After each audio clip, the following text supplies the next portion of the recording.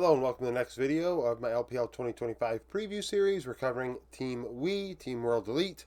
They're currently projected to finish 14th this upcoming split.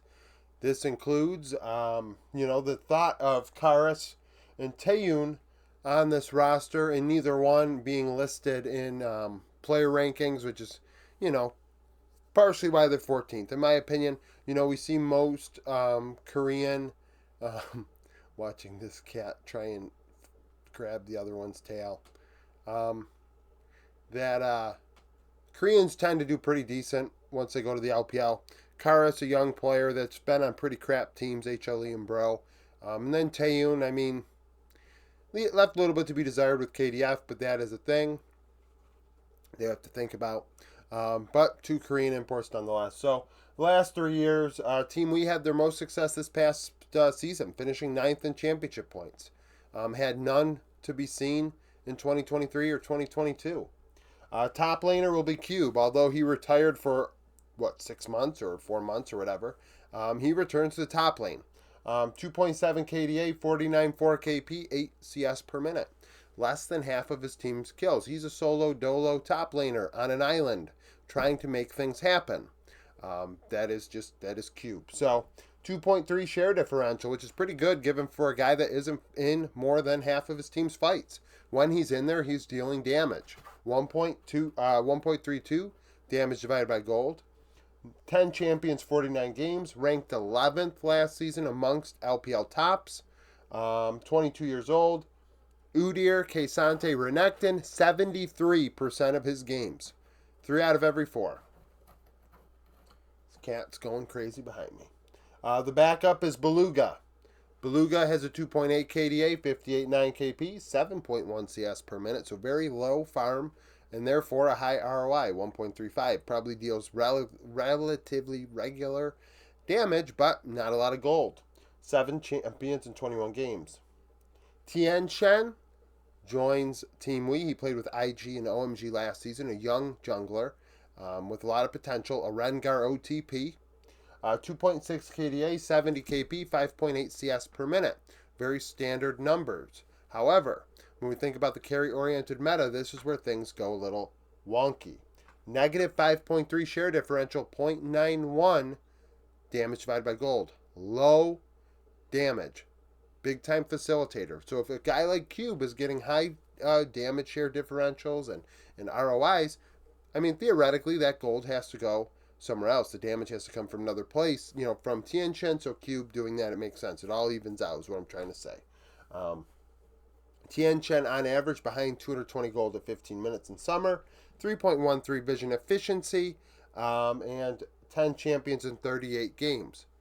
He was 13th amongst junglers this past season in the LPL, which is pretty much last. Just 1 second. All right, the cat was definitely a lot. So Tien Shen, like I said, Phi Rengar Rel, half of his games played. He's a Rengar OTP. MXX is the backup. No games played in LDL last season. Mid laner is Karas. Karas played 22 of 79 games in Challengers with Brian last season. Otherwise, he was on Brian's main roster for the majority of the season. 2.7 KDA, 69 1 KP, 9.3 CS per minute this past season. 3.7 share differential, so positive. A 1.45 ROI, kind of low for a mid. Behind 155 gold, 3.5 vision efficiency, 14 champions, 79 games, 21 years old. Azir, Tristana, and Orianna on another level. So, Azir, Tristana, Orianna, 57% of Karas' champion pool. Bulu Kaka, 4.5 KDA, 69 4 KP, is a PCS player. Technically would be an import. 8.9 CS per minute, 1.49. Return on investment, 13 champions, 49 games. Wouldn't shock me to see him play in on this team. It's actually a surprise that they didn't go with him. Taeyun is the 80 carry. Played with KDF for 4 of 80 games last season. Otherwise, was with KDF the spring of 2023.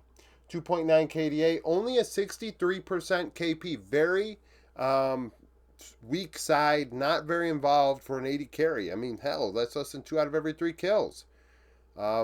we see 80 carries. I mean, you want to fight around your 80 carry. That simply was not the case for Taeyun. 8.8 CS per minute, 5.3 share differential, 1.66 damage divided by gold. 45 gold ahead, 2.73 vision efficiency, 14 champions, 80 games, 22 years old. Varus, Ezreal, and Senna for 44% of his games played. Stay is demoted back to LDL. Stay played with Team Wii for quite a few games last season, 25 to be exact. Had a 3.4 KDA, 65.3 KP, 8.7 CS per minute, a 4.3 share differential, a 1.62 damage divided by gold, and 9 champions played in those 25 games. Theoretically, you should have, imported top and jungle and went with Bulu Kaka and Stay.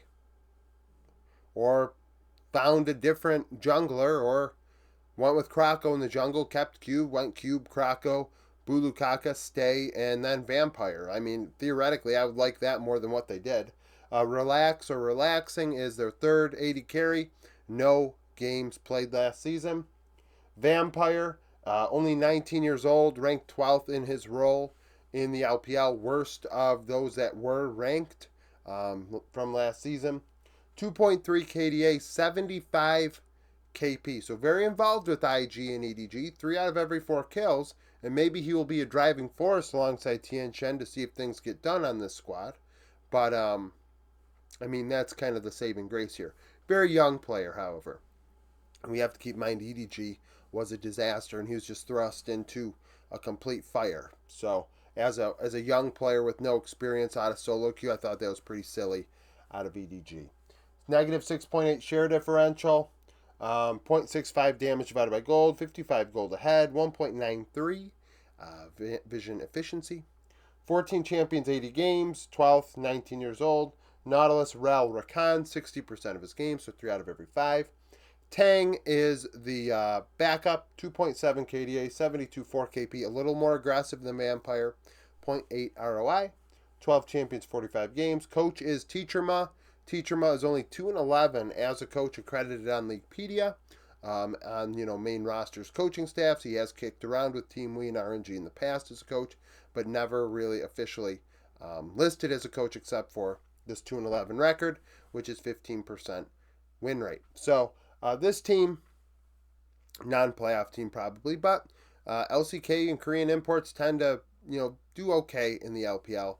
For the most part, I think that Karas could probably step in and be decent. Taeyun, like I said, you could have argued Bulu Kaka and Stay should have been on this team, and then you just go import Krako or something who's unemployed right now, I think. So, just a weird decision by Team Wii. But, hey, that is how they've performed the last few years, so it's not a big surprise. Thank you for watching. If you liked the video, like it. Subscribe to the channel for daily League of Legends content. Follow me on Twitter, join the Discord, become a YouTube supporter, and hope to see you again tomorrow.